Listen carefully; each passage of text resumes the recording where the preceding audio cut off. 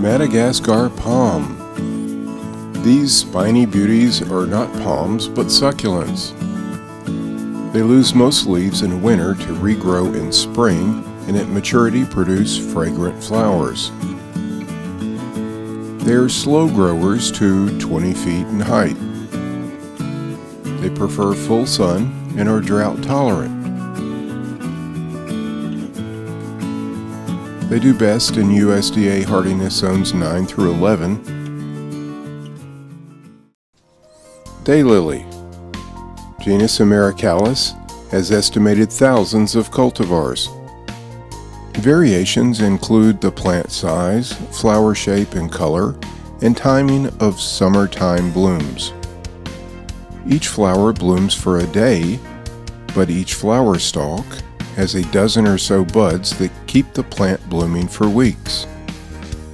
They prefer full sun. They clump and become crowded in 3 to 5 years, requiring separation to continue to bloom. They do best in USDA Hardiness Zones 3 through 11. Cat Whiskers. Orthosiphon aristatus is in the mint family. It's so named due to its long white stamens protruding from the Christmas tree-shaped flower clusters that look like cat whiskers. They do best with frequent watering and monthly feedings with a balanced fertilizer. The plant grows to 2 to 4 feet in height. They prefer full sun to partial shade.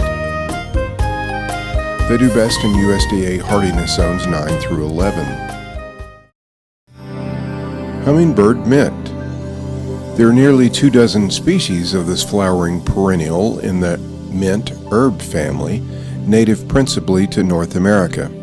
They grow from 2 to 4 feet tall and exhibit a wide range of colored flower clusters. Teas are made from their anise-flavored leaves, as well as being used as flavoring in other dishes.